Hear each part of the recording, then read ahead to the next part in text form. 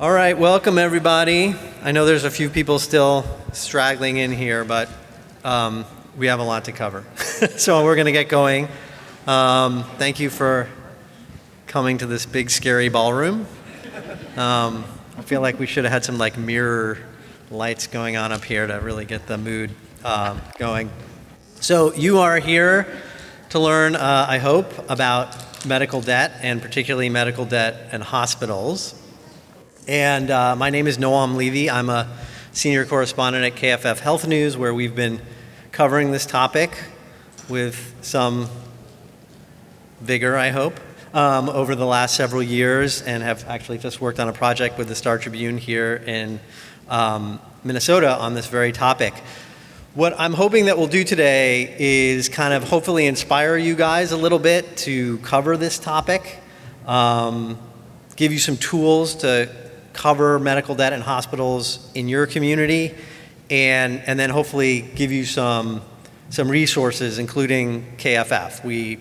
If you're not familiar with us, one of the things that we do is partner with local news outlets, national news outlets around the country for free, and hopefully Jeremy he's lived to tell the tale of working with us, and he's still standing, so hopefully you consider working with us on future projects if this is interesting to you all.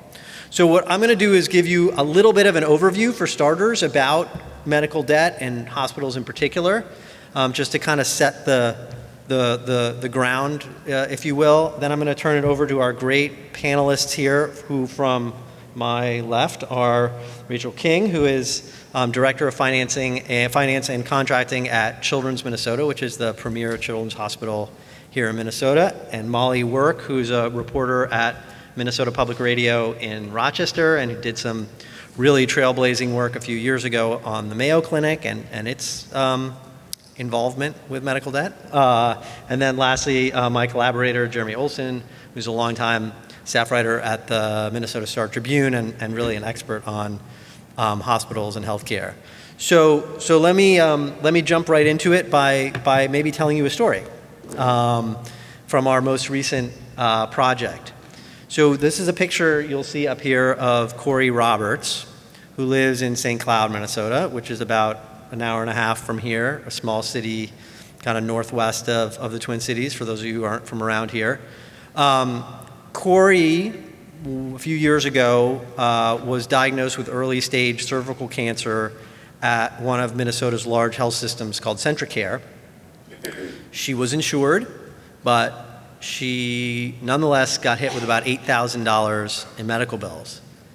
And as a result of those bills, which she could not pay, she scrimped and she saved and she cut back on Christmas gifts for her kids, and she managed to pay off about $6,000 of that balance, and then she was sued by Centricare. And it turned out that Corey at the time had recently divorced. She was only making about $41,000 a year in an HR job, and that put her just above the threshold for qualifying for financial assistance at Centricare. And what we're going to talk to you about today is a little bit about how that financial assistance piece works in our healthcare system and in hospitals, and how we can look at it.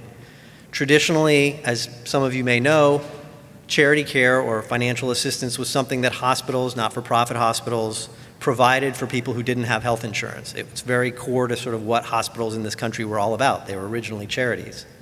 But over the years, charity care has become increasingly important for people who have health insurance, because more and more Americans are stuck in very large, with health insurance that has very large deductibles, forces people to pay a lot out of pocket before their health insurance kicks in.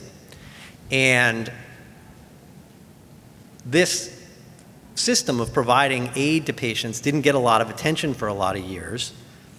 And as a result, we really have in this country sort of a hodgepodge of systems that hospitals run for providing aid to patients. Many different standards, many different thresholds, different applications.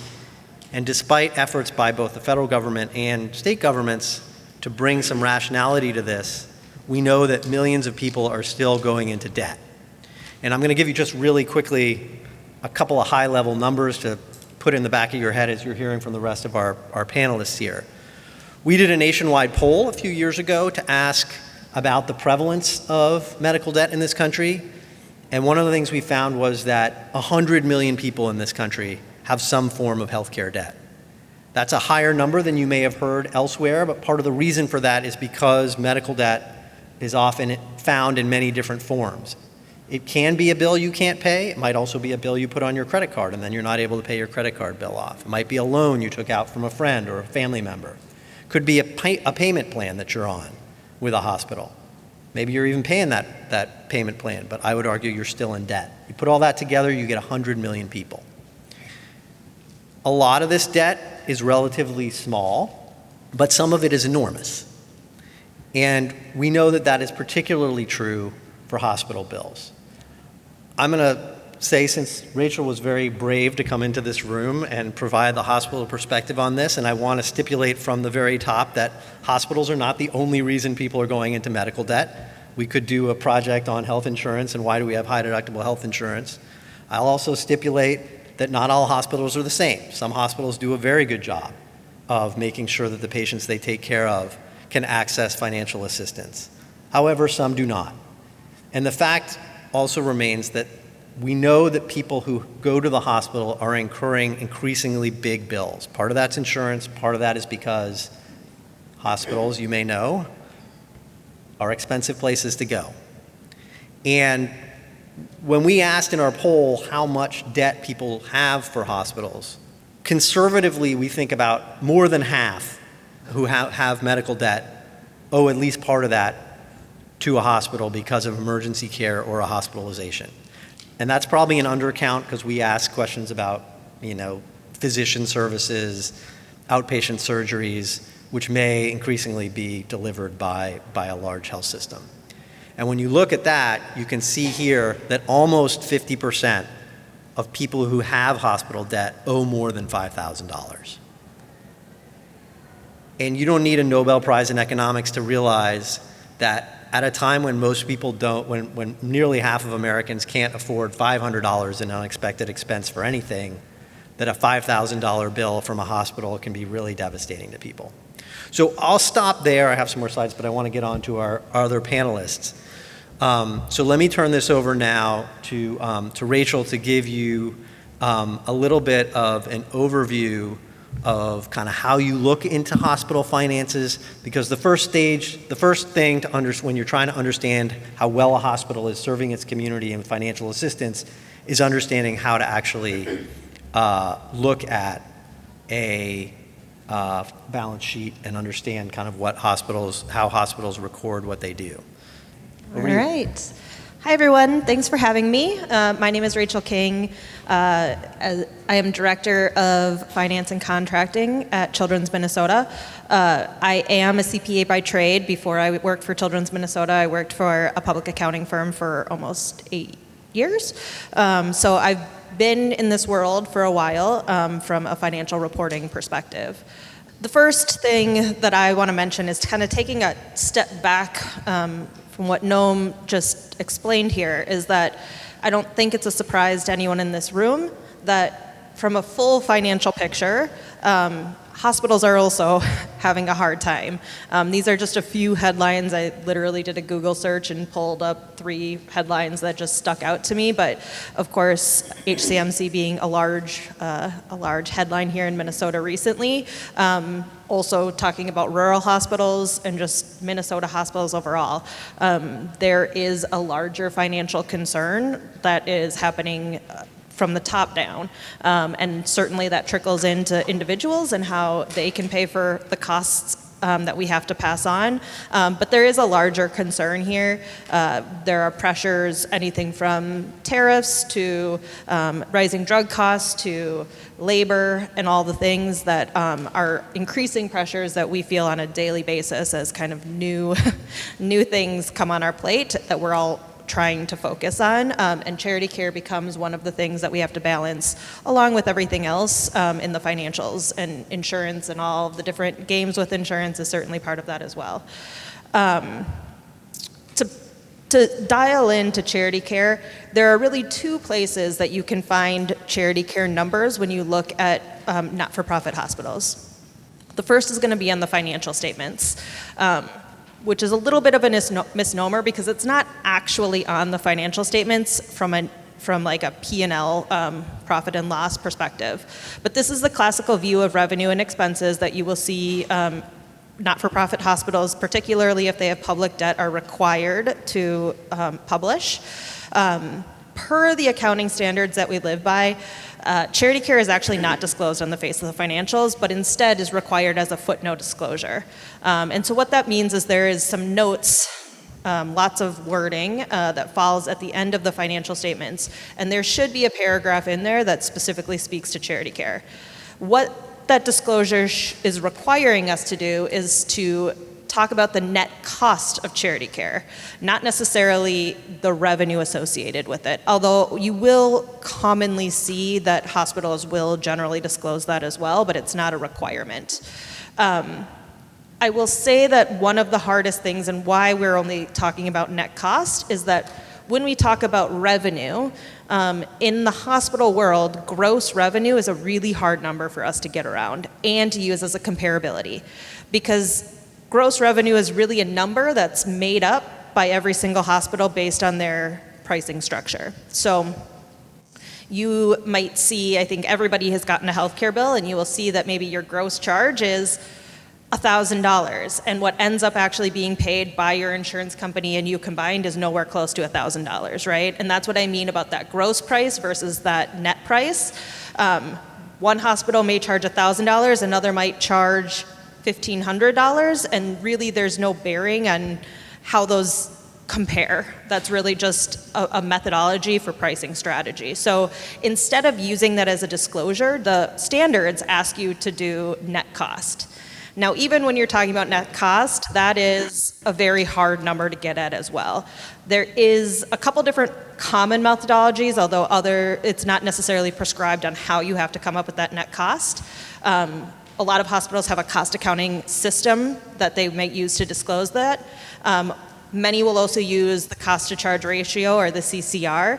I have that calculation up on the screen, which is total costs over total charges. The idea of the cost to charge ratio is to try to even out and take away the idea of this difference in gross charge and try to make it a little bit more apples to apples across the board on what that cost is for a hospital. Can I interrupt you for just... Absolutely. So for just one thing to clarify there, because when you're talking about the difference between the price, the net price Yep. versus the value, what we're essentially talking about here, right, is what is the value of this charity care that a hospital is providing? So in your example, is it $1,000 worth of charity care because that's what the list price is, or is it the actual cost to the hospital for providing that service, which maybe is $500, right? Correct. That's exactly it. Yep. That is one way to kind of get at what is charity care and what is the actual cost of what a hospital is providing as a write-off or as a charity care to their population of patients. One caution I will say about using financial statements is that financial statements can be any combination of legal entities, from individual hospitals to a large consolidated entity, and that makes pulling that number hard to compare across hospital to hospital and or system to system, or to really understand what one particular hospital's cost is. And I have an example on the next slide to show this a little bit. So this is a made-up scenario, but you might see in a financial statement that they have this schedule where they break apart their different entities and show their consolidated numbers. This is an example of what that might look like. In this example, there is 2 different hospitals, an ASC, a clinic, all included in what they are presenting as their consolidated financial statements. And so if you are just looking simply at that total column and trying to assume that that's the cost of a hospital, you are also going to be taking into account one, maybe more hospitals, and things that aren't necessarily hospitals. Oftentimes, systems will adopt their charity care policy across all of their entities, but that's not necessarily required per 501R and the federal regulations that actually only apply to the not-for-profit hospital portion. But oftentimes systems will do that, knowing that anybody walking in the door, any patient, the general public, isn't going to know the difference between what is part of the hospital and what is the clinic, et cetera, especially if it's co-located within their actual hospital. So that's an example of why a financial statement can be a little bit more complex than just pulling a number or looking at a footnote. I do have an example of what a footnote could look like. They could come in lots of different fashions. This is just an example. What I highlighted there at the bottom is where you would find that information on how, if they are going to be disclosing their foregone charges, and then their cost associated with those, as well as what methodology they're using to come up with that cost. And just to interrupt you again, I'm sorry, with a Absolutely, clarifying please question. do. But so one of the things is, if you want to understand kind of what your hospital is doing, you have to answer this threshold question first. Am I interested in, Memorial Hospital specifically, or am I interested in anywhere hospital system, which includes a couple of hospitals and somewhere else? And there might be reasons why you want to do one or the other, but you have to answer that question before you even start going in the numbers, right? 100%. Yep. The next area that is often looked at specifically for not-for-profit hospitals and looking at charity care is the Form 990. Of course, any not-for-profit hospital is required to file a Form 990 annually and publicly post that. This is a tax reporting requirement, specifically Schedule H for tax-exempt hospitals, to disclose this. Per 501 regulations that are roughly 10-ish years old, somewhere around there. What you're looking for is the financial system at cost line item on the Schedule H, which I'll show an example after this, which is representing, again, the estimated cost, not necessarily that charge, but the estimated cost.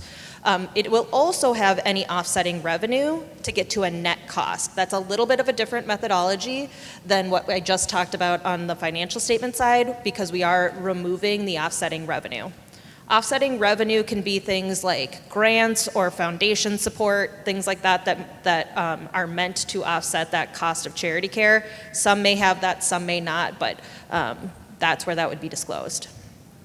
Once again, you're trying to get to a cost.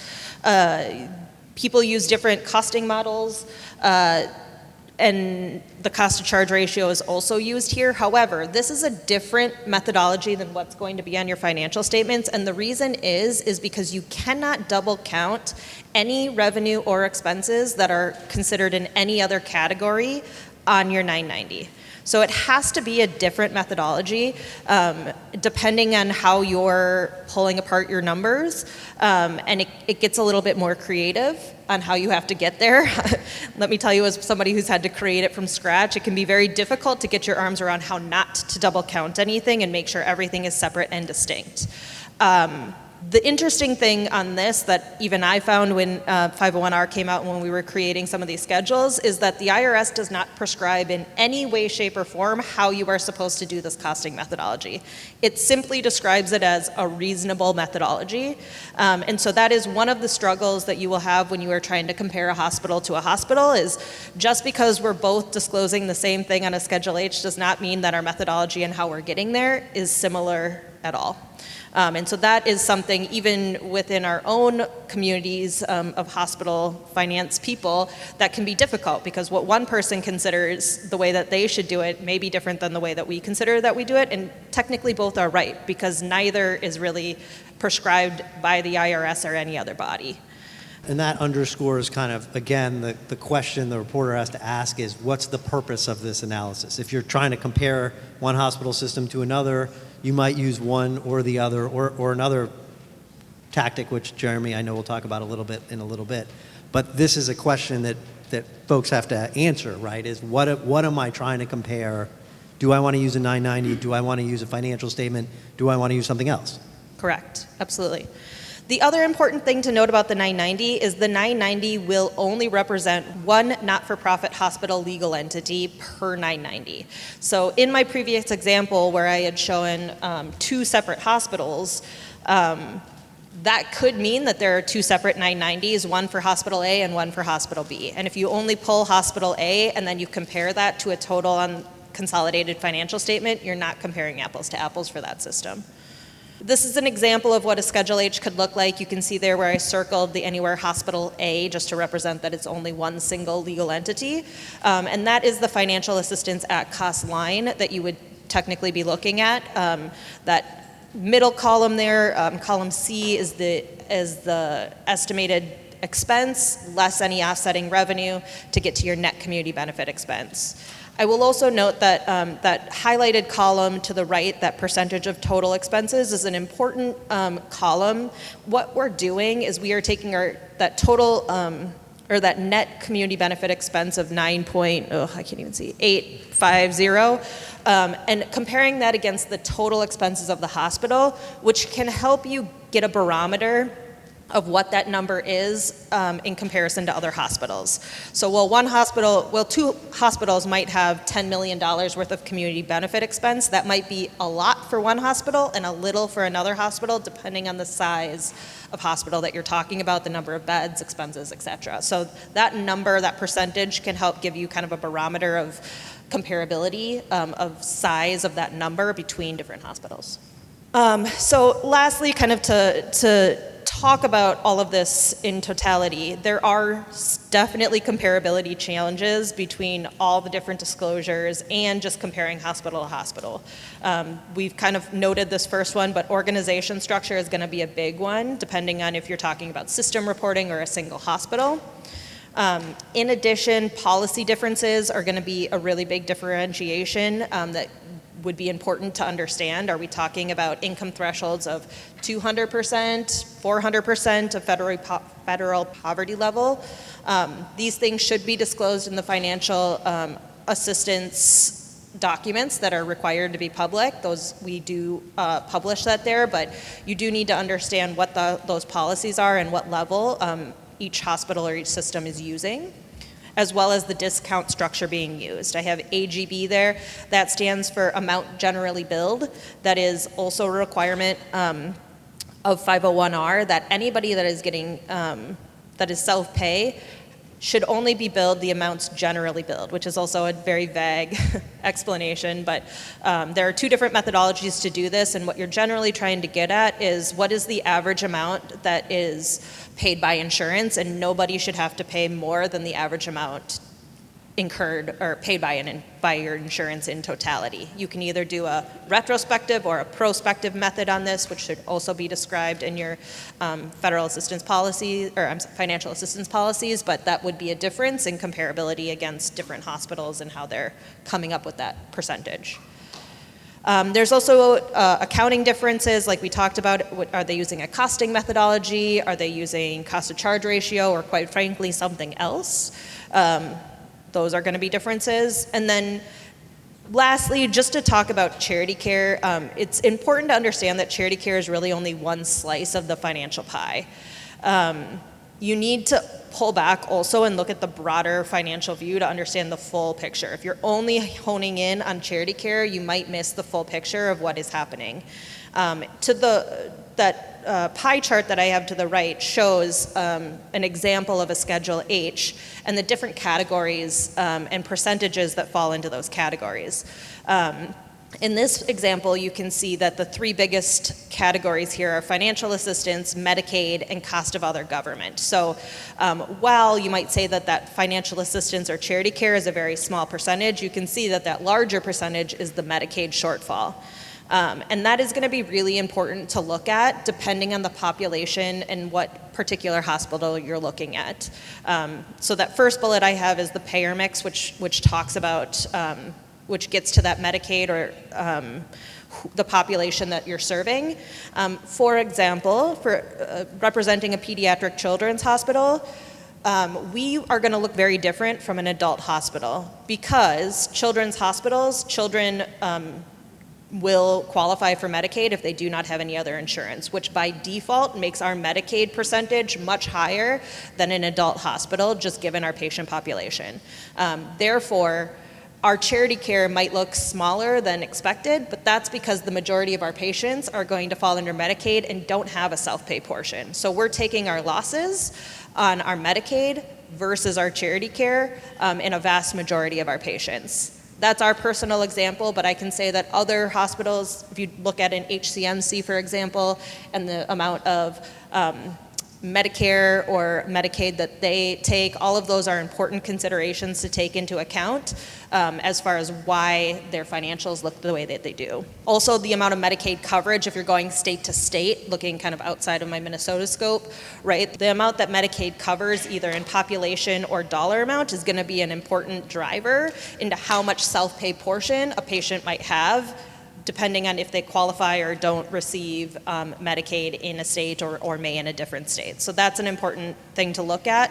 Also, any foundation or grant support that is used to offset that. Some hospitals have very large endowments, have very large foundation support or private donor. That certainly is going to have an impact on their ability to provide charity care or what that restriction is on a large gift that may come from the outside to help offset some of those costs.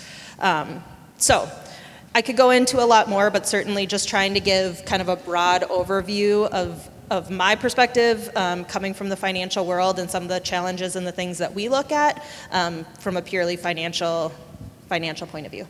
Great, thank you so much for that. And journalists love math, so this is like really we're digging in here. There's math and accounting. So I'm going to turn over to Jeremy next to talk a little bit about how sort of we operationalize some of the things that Rachel was talking about here. Okay. As mentioned, Jeremy Olson, I've been the healthcare reporter at the Star Tribune here for more than a decade and partnered for about a decade with Noam on a story about charity care. No, we had a wonderful experience. I can vouch if you're looking to do partnerships with KFF, that's a great avenue to get into this topic of medical debt and charity care. So I was just going to talk about a couple terms, even though we've talked about them. I just want to make sure we're all on the same thing. When you'll hear people say charity care or financial assistance, those are often synonymous in a hospital's policy, and they basically apply to patients applying in advance and being forgiven their bills entirely, which is often called free care, or to receive discounted care on a sliding scale depending on their income. You'll hear bad debt as a term as well, and sometimes the outcomes can be the same. Patients who can't afford their bills can have their bills forgiven at the end of the process, and the hospitals write that off as bad debt. That can be different, though. Some studies have looked at when patients have their bills forgiven through bad debt, it often means that it's at the end of the line. There have been collection efforts, there have been calls, there have been lawsuits, and there's been stress. And often people with bad debt run away from the healthcare system and run away from healthcare they need. So that can end up being a worse outcome than had they been informed of charity care in the front, gotten a discount, and being able to afford their bills at the start, and then being able to embrace the healthcare they needed over time. If someone says they have a payment plan to offer, that is not the same as offering charity care or financial assistance. A payment plan is often a low or no discount loan or a low percentage loan to pay off the debt over time, but that's not the same as financial assistance or charity care where some or all of that bill is wiped out entirely. And of course, everyone's, I think, has heard the term medically necessary, but it's important to understand that a lot of charity care policies are limited to medically necessary care. You have to dig into an individual hospital charity care policies for the details, but a lot in terms of what they define as medically necessary. But obviously, someone who has an emergency, breaks their arm or something, and comes into the emergency room, that's going to be medically necessary. Where it gets grayer is in cosmetic procedures. Sometimes hospitals will have outpatient procedures that they won't cover that. Others will. So again, that is a very much hospital to hospital, as we discovered. There's a broad landscape in terms of how generous hospitals are in their charity care and what they will cover. I swear the theme of this whole conference has been read documents you don't want to read. But read charity care policies of your local hospitals and look for weird little things that you might not have known in there. And Medelia Health is a hospital in central Minnesota, and I read their charity care policy, and lo and behold, there was an odd thing that I hadn't seen in any of the other 100 hospitals in Minnesota. If an individual's household owns recreational vehicles that do not have a business purpose, the household may be required to sell the recreational vehicle to pay the individual's medical liability before getting charity care, which is a very odd thing. And I suppose you could argue, well, why? That seems like a frivolous expense to have a four-wheeler, so sell that sucker and pay off your debt. Okay, I kind of get the logic, but it's still a very unusual request to make, and it was something bearing asking of that hospital. So wherever your hospitals are, take a look at their charity care policies, look for quirks like this and ask about them. In some cases, you might find that the hospitals forgot they were there. Some of these policies need a little dusting off and updating. The numbers matter. When we're talking about charity care, one of the things I found in reporting with Noam is that hospitals set their policies by federal poverty level, which is basically a way of talking about income. Some hospitals were giving free care at 200% of poverty. Some were giving it at 300%. Well, if you're talking about someone who lives alone, the difference in those kinds of numbers can be, at 100%, that's someone living alone making $15,000. At 400%, that's someone living alone making $60,000. That's a very different level playing field when you're talking about who qualifies for charity care. And across Minnesota, with the 120 some hospitals we looked at, the numbers were all over the board. So there wasn't a lot of consistency. As a matter of fact, someone that gets sick goes to one hospital. They might not know that they weren't going to get a lot of charity care. Had they gone to Hospital B just down the road, they would have found much more generosity. And so there's not a lot of consistency even across geography in terms of what one hospital provides and another doesn't. And again, what we had found in our analysis and working with KFF was a pretty broad landscape of hospitals. Now, and most of them were lived in the area of providing free care for people who made up to 200% of the federal poverty level. A few went all the way up above 250%. There was a much more of a diverse landscape when you're looking at hospitals that discount or provide discounts rather than full free care. And that's a lot. Some hospitals went all the way up to 400%, which is what some advocates are recommending. And I think even said the state of Delaware is considering a mandate right now for that. But some went 250% or below. And some hospitals with charity care below 200%, it's kind of like a paper policy because a lot of those patients are going to qualify for Medicaid. They're not going to need that charity care. So it becomes kind of a paper-thin policy that is very underutilized. If you're going to get into reporting on medical debt, reporting on charity care, there are two resources I was going to recommend. One is the Loan Institute. They do a wonderful job of creating what they call a fair share deficit. They look at how much nonprofit hospitals save in not paying taxes. And they ask, okay, are they spending an equivalent amount on community benefits? Now, this is a little controversial because the hospitals will argue that some categories of community benefit are excluded in the Loan Institute's analysis, including how much they spend on scientific research, which we all agree is an important thing to spend some money on, or arguably anyway.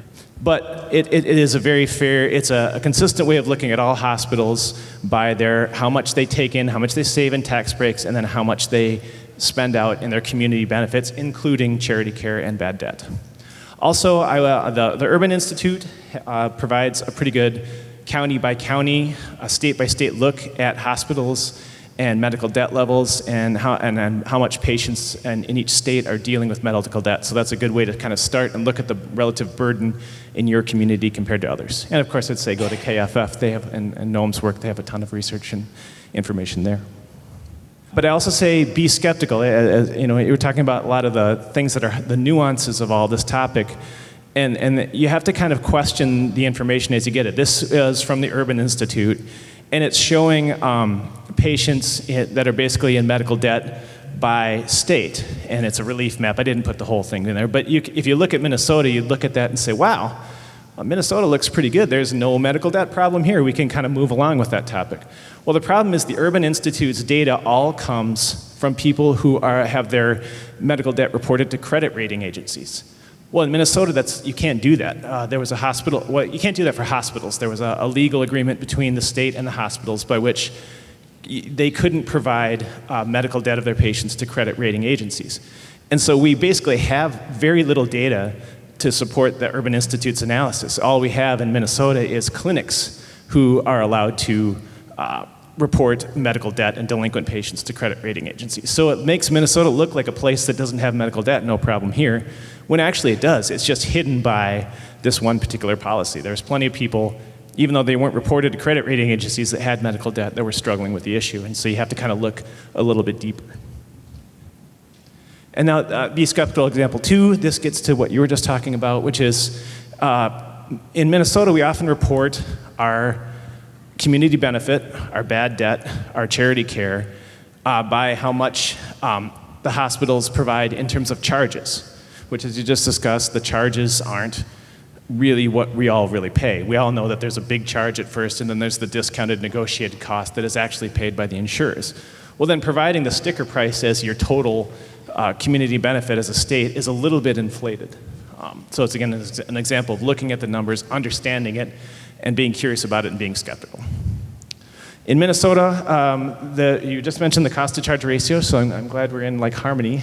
The Minnesota Department of Health actually estimates charity care with a slightly off-kilter cost to charge ratio. They do operating expenses by patient divided by patient care charges, and then they toss in other operating revenue. And to be consistent in our reporting, I mimicked their style or their methodology. Other operating revenue is like how much money you make in the cafeteria.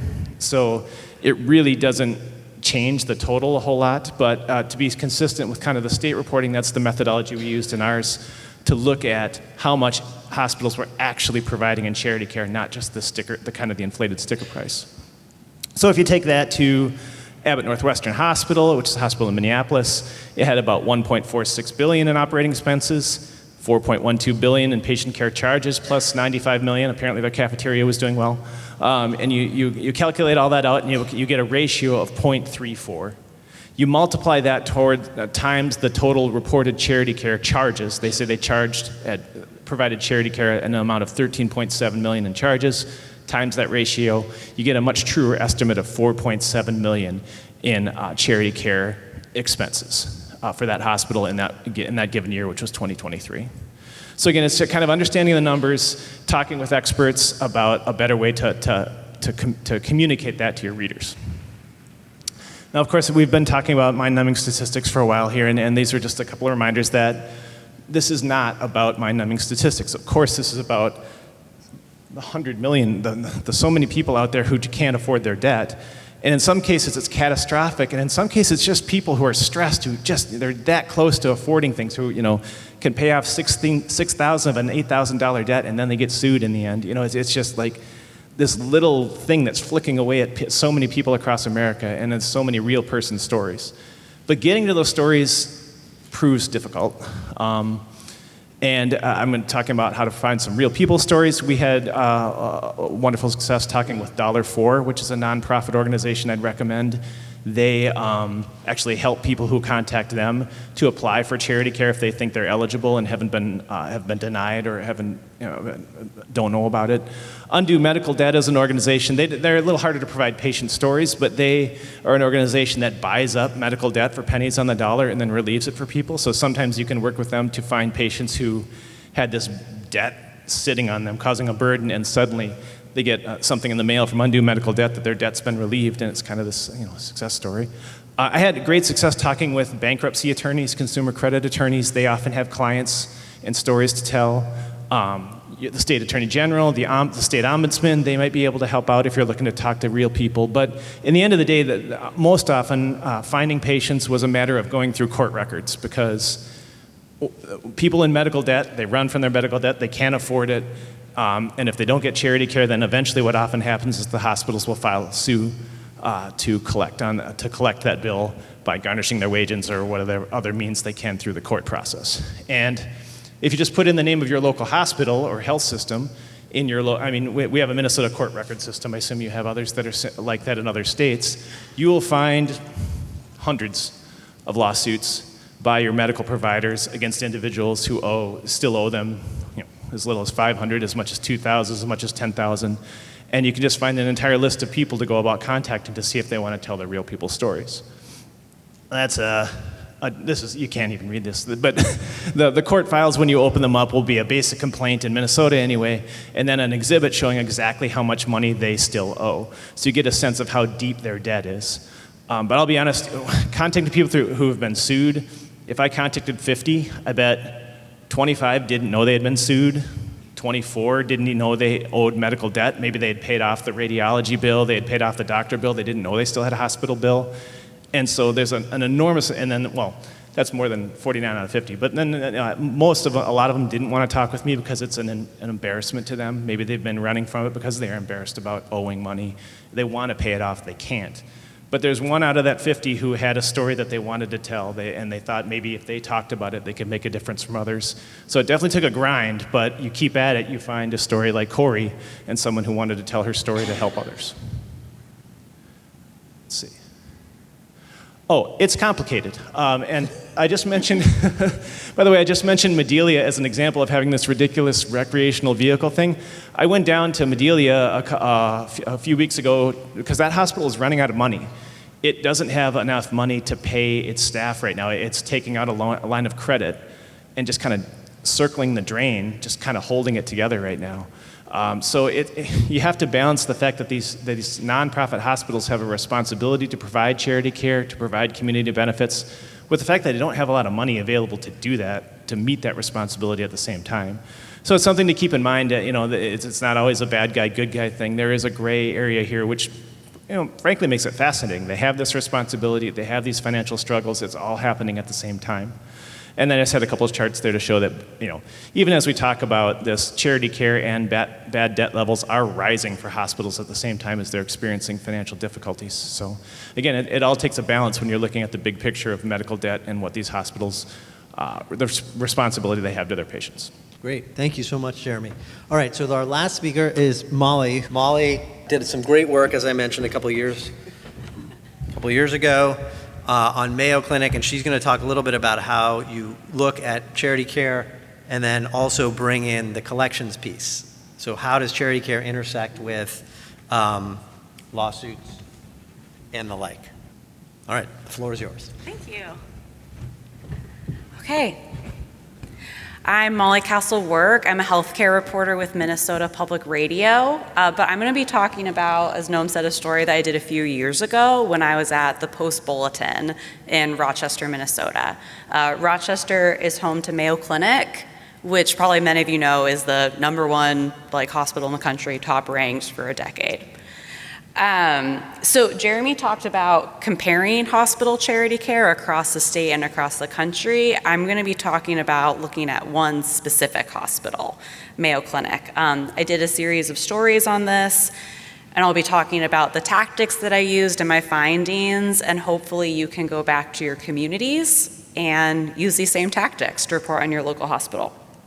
Okay, so this was my entrance into the story, and just to recap, we've all covered this, but charity care is a federal requirement of nonprofit hospitals in exchange for getting humongous tax exemption benefits. They are supposed to give free or discounted care to patients. So my coworker actually spotted this. So we were checking out US News. Mayo Clinic is the #1 hospital in the country. But we noticed, if you look at the bottom, they added a charity care category. And while Mayo is a top hospital in the country, charity care, they scored very low. At the time, I didn't know what charity care was, but I started calling experts, wanting to learn more, and I went to the numbers myself because I wanted to see lower than other hospitals, what does that really mean? So I used the 990s, and I compared Mayo with some other hospitals. After hearing Rachel's presentation, I maybe would have compared these a little differently. Hindsight's 2020. Okay. So these were some of my early findings. So the experts told me that on average, hospitals are spending 2.3% of their expenses on charity care. They told me that was low. They wanted it to be higher, but that is what it was when I reported this. Mayo Clinic spent 0.03% of its expenses on charity care. And as a reminder, Mayo Clinic is a very affluent hospital. It's not Madelia. They made $21 billion last year. As you can see, Mayo is at the very bottom, but I also wanted to compare it with the other top 10 hospitals in the country. So you see Johns Hopkins, Northwestern, Cedars-Sinai. If you can see, the dotted line at the top is the average. All of these top 10 hospitals are below the average, which is crazy. And as I was doing my reporting, no one I was talking to had heard of charity care, like patients. And I also knew Mayo sued patients for medical debt, so I had a hunch. I was going, I wonder if they're suing people for medical debt who could have qualified for free and discounted care. So I went to the court records. So Minnesota, Jeremy had a nice slide. It's really easy to look up the court records here. Hopefully it's the same in other states. You can find contact information for patients, but the biggest thing is just talking to people. So I called every single patient that was sued the previous year. So I talked with more than 100 patients, and I actually got on the phone with 20 of them and talked to them. 14 out of the 20, so almost 3/4, could have qualified for charity care. So they could have qualified for free or discounted care, but instead were sued by Mayo Clinic.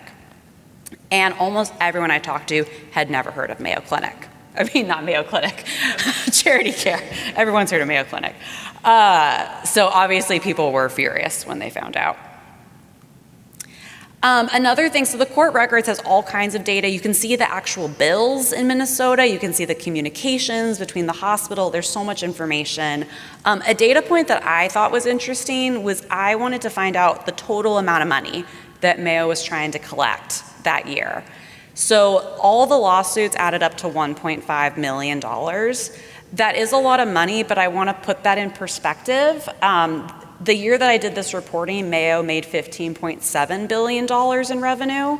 So that was 0.01% of its revenue. So this large money is a very small percentage of their budget. With that in mind, knowing what a small percentage of its budget, there was a lot of harm that came from these medical debt lawsuits. This is Kate Stomberg. She's one of my sources that I interviewed. Her son had been seeing a team of doctors at Mayo for 8 years. He has this critical spinal condition. And her husband and her had been having trouble paying the bills. They could have qualified for charity care but didn't know. And she was sent to collections for a $2,000 bill. She was on a payment plan too. So she had been paying this off, and she was still sent to collections and sued.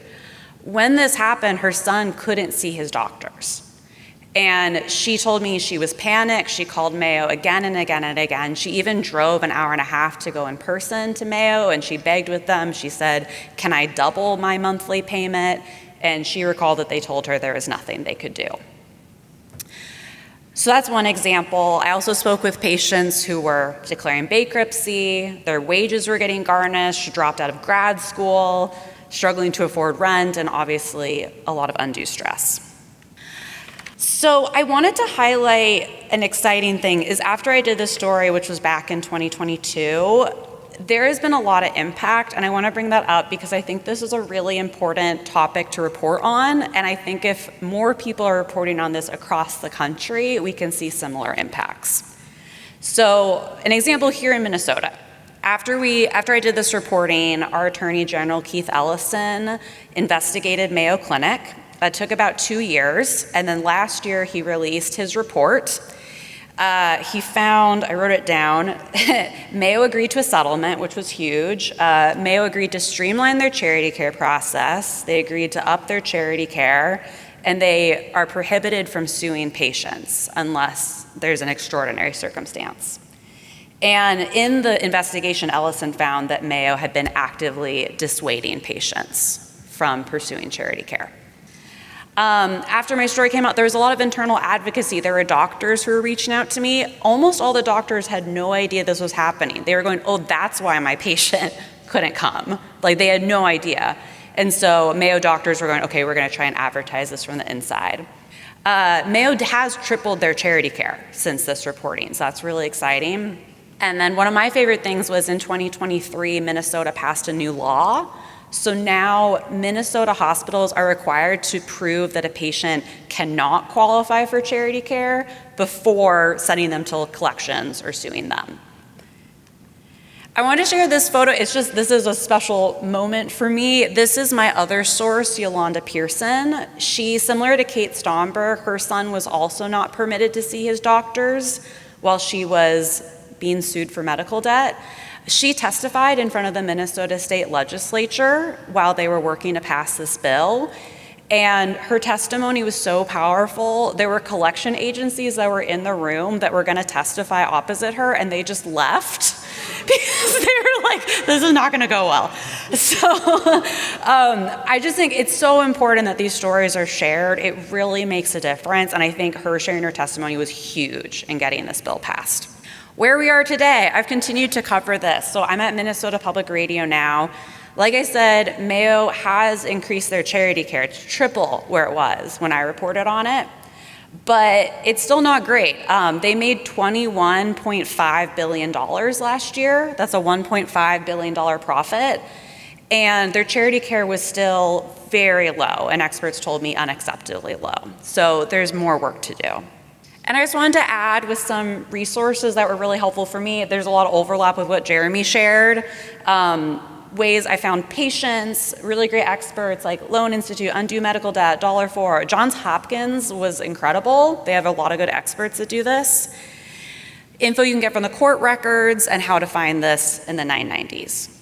So thank you so much. Great, thank you. That's great. Thank you so much. All right, well, I think we have about 20 minutes for some questions. There's a mic right here. If you want to come right up here and just, if you would, please just identify yourself and please be relatively brief in your question. Form it as a question. What a great panel. Thank you very much. This is very, very instructive for all of us, I think, at least for me, and I think I can speak for everyone. I'm trying to read my notes. Who are you first, Joe? Oh, thank you, Noam. I am Joe Burns. I cover health policy and health insurance for the Association of Healthcare Journalists, and I know Molly from the great work she did years ago on that first big Mayo story. I have a question for you, Rachel. Two people may differ, you said, because hospitals have discretion on cost reporting as per the IRS. Isn't that a big loophole for hospitals? I guess it depends on your definition of loophole. I would tell you that coming up with a prescribed methodology of how to do a cost accounting method would be exceedingly difficult. With the variations between states, between structures, between all of those things, I think that is incredibly difficult to come up with. I will say, though, that I think there would be some appreciation of some general guidance. I think even on the financial side, we struggle with it, right? I mean, when we first got the legislation, it was like, come up with your own method. It was like, what? and coming from someone who does tax work and has done their career in tax work, like that is very unusual for the IRS. Like we are pretty used to like having to interpret some pretty intense instruction. And so for it just to say like, come up with your own method was a little wild for us as well. But yeah, I mean, I certainly think that that is something that does cause different hospitals to come up with different methodologies. And we do have to disclose what that methodology is in the Schedule H, Schedule O notes. So there should be some language around what that is. It's not just a black box by any means, but it certainly is something that makes it hard to compare between hospitals. Can I ask a follow-up? You want to ask a follow-up? No, well, I was going to add something, but go. Is it related My to follow-up would be, doesn't HFMA, the Healthcare Financial Management Association, set guidelines for things like that for all? I appreciate that you're a CPA. Absolutely. That's a great thing. Yeah, I used to work for the American Institute of CPAs, and I know, I edited the CPA letter, and that was the job from hell. Because there's so much gobbledygook, as you know. So my question is, would HFMA or would AICPA or some body come up with a guideline? There are certainly bodies that help try to give guidance. I know that specifically in Minnesota, our Minnesota Hospital Association has been huge on trying to help us all get on the same page and help organize. And so on a national level, I think that like I said, it gets difficult when you're going state to state because every state is so different in what their insurance structures, what their laws and regulations are, that I think it makes it a little bit difficult to go on the national level. But any guidance is certainly appreciated, and I would be surprised if other states didn't have some sort of organization that was helping to at least give some guidance so that we're all trying to be on the same page, because ultimately I think none of us want to be creating something alone in the dark. So. Well, thank you for your presentation and your candor about this topic. It's valuable for us. I was just going to add really quickly, and correct me if I'm wrong here, but Jeremy, too, maybe you can weigh in. But one of the values of like what Minnesota does is by gathering this information at the hospital level is an effort to kind of standardize as much as one can. And I think there's something like 25 or 30 states now that have essentially a reporting system for hospitals to report basic metrics on expenditures, on charity care, on charges, et cetera. And that can be a great resource. I mean, we couldn't have done what we did in Minnesota probably without that state reporting requirement. There is also a national reporting requirement through Medicare, where through Medicare cost reporting, that is also a standardized system. It is a little bit more glitchy, but that can also be a resource. The one thing importantly, which I think Rachel really underscored, is you can't like use a state reporting system and then compare that to like the Medicare numbers, because they're slightly different methodologies. But there are resources out there that allow you to kind of access data that doesn't require you to kind of wade through some of the intricacies of financial reporting that Rachel was saying. Is that fair? Yeah, I think that's definitely fair. Yeah, in Minnesota, at least, it's called the Healthcare Cost Information System, and it provides annual data. It comes out about a year late, but that's because the state's reviewing and making sure that the hospitals are okay with the data before it's published. But it has data by hospital for operations, revenues, number of patients, number of admissions, charity care, and actually has some interesting data in there about charity care for insured patients versus uninsured patients. It's a pretty rich resource. If your states have data like that available, that's terrific as well. I'd tap into it. HCSIS in this case has separate columns for hospitals and institutions to try and take out some of the issues. But even then, it still can be messy because some hospitals will include their outpatient clinics in their hospital data, some don't. So again, there are some quirks to it as well.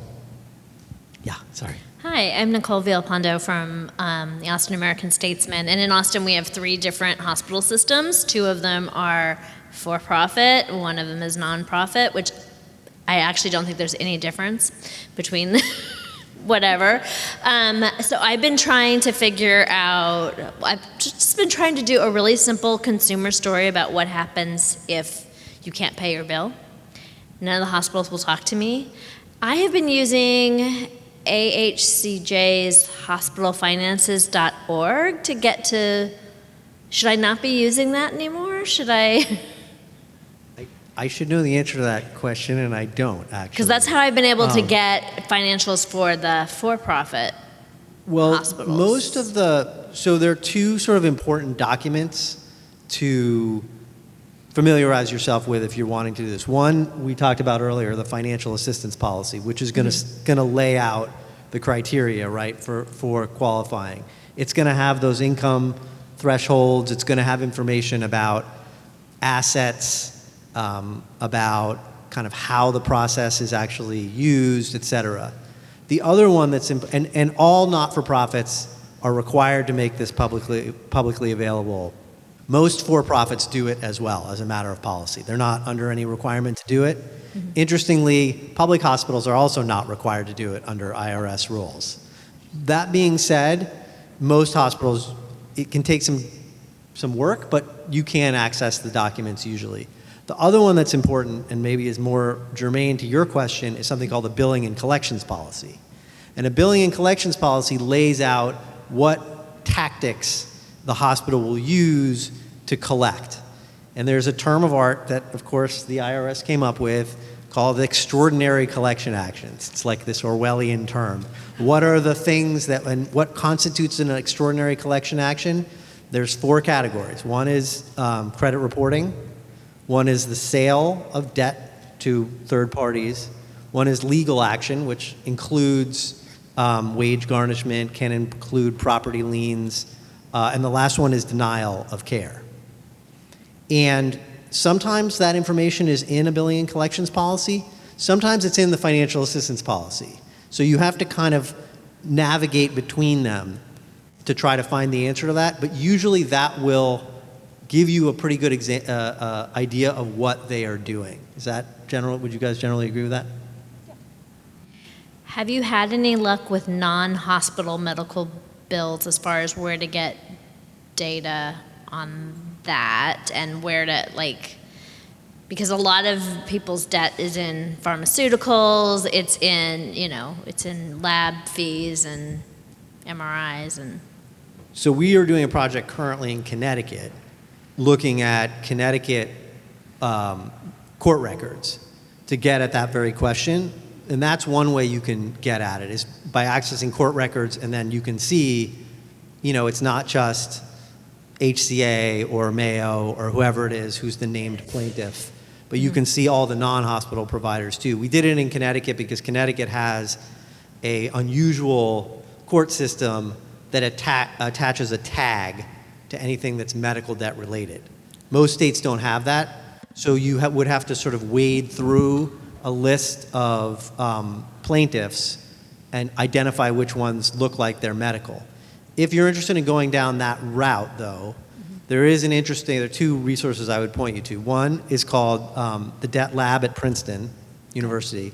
They have aggregated a lot of court records from around the countries around debt more broadly. And then they work with an outlet called January Advisors that also scrapes court data. And we worked with them in Connecticut. They work with the Princeton Debt Lab, and they can be really helpful.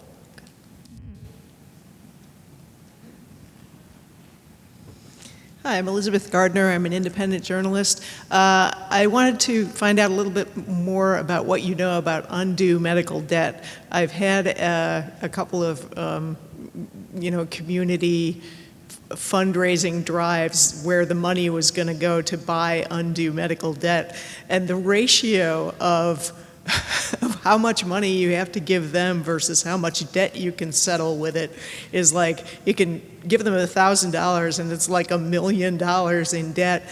And I wanted to know if you knew, and maybe this is a question for Rachel, I'm not sure, where does that ratio come from, and by the time the debt gets to undue medical debt, what is that number based on? Is that gross revenue, net revenue, what? It's just crazy.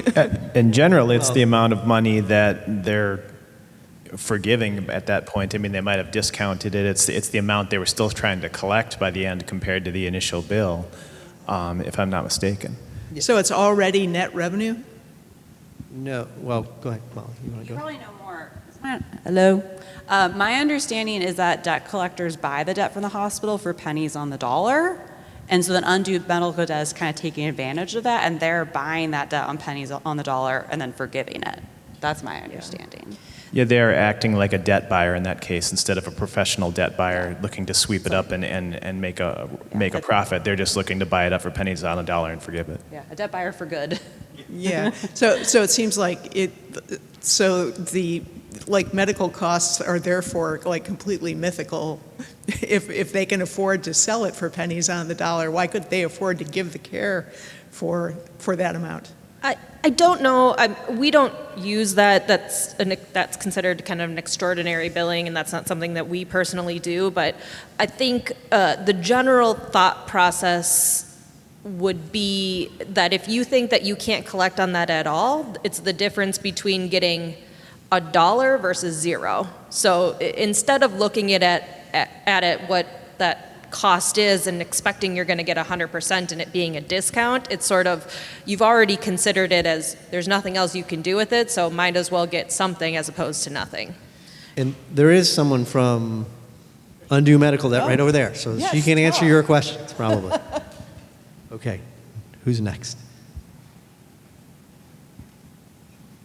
Hi, y'all. My name is Jamie Baxley. I'm with North Carolina Health News. I was hoping you all could tell me a little bit about sort of the difference in demand for and utilization of charity care in states that have not expanded access to Medicaid versus those that have. Well, Jeremy, do you want to take this one? I'm so Minnesota-centric, I would have a poor So insight we on actually it. looked at this in the context of the work we did in Minnesota. And we worked with a national data set that I mentioned earlier using Medicare data. If you're interested in accessing that data, I'll give you two resources. RAND Corporation, which is a not-for-profit based in LA, kind of cleans up this cost report data because it's huge, and they can be a good resource for this. But to answer your question specifically, states that have more insurance coverage tend to have lower charity care. So the highest charity care spending as a percentage of expenditures in hospitals, typically for hospitals in states that don't have a lot of coverage. So Texas, the Deep South, et cetera. One of the reasons, so we found in Minnesota, we found more than half of the hospitals in Minnesota spend less than half of 1%. It was very low charity care spending. I think there's a number of reasons for that, but certainly one of them was that there are like if you go to the hospital in Minnesota and you can't pay your bill, there's a pretty robust safety net in this state. So less of it is going on to the hospital. But, North Carolina will be an interesting thing to watch what happens now that you're expanding. Right. Thank you. Yeah, and by comparison, I think the rest of the country was about 2%, so it was like triple. The rest of the nation was providing triple about the amount of charity care for some of the reasons you just mentioned. I'm not sure this question is medical debt per se, but more just trying to understand the hospital finance. I'm looking at closure of labor and delivery units in Maine and rural hospitals generally. And I'm looking at one particular small hospital that just closed its, last June. Well, coincidentally, it entered into a management services agreement with a bigger hospital system right then in advance of what looks like will be a merger. And so how do you figure out the finances in a situation, which is happening more and more, where there's like a management services contract, or it's something like that, where it's not a merged system yet? So is your question, how do you evaluate the financial health of that institution? Yeah. That's a hard question to answer without knowing more specifics. You would definitely need to, if I were looking at that without having any other information, I think you would want to dive particularly into the financial statements, into those footnotes, to see what they disclose about how they're laying out their financials and how they're disclosing certain pieces of it. Generally, when there's a material change in ownership, in structure, they're going to have to disclose that as a subsequent event or a large event that happened, which would be buried somewhere in those footnotes. So you could glean some information off of that.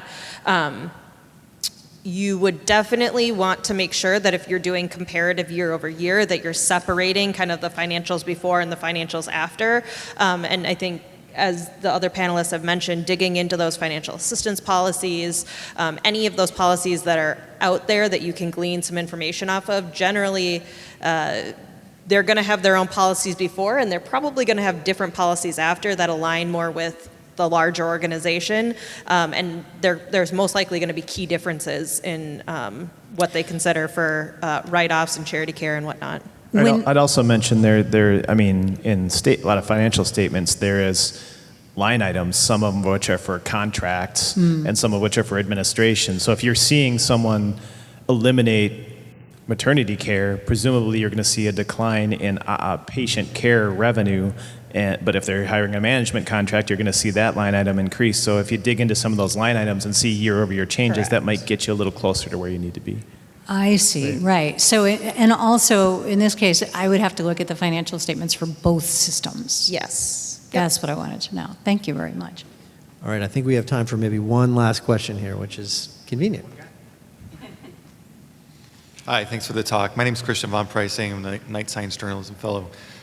My basic question, because I want to make sure I understand this correctly, different hospitals offer different, have different criteria for how they offer charity care, right?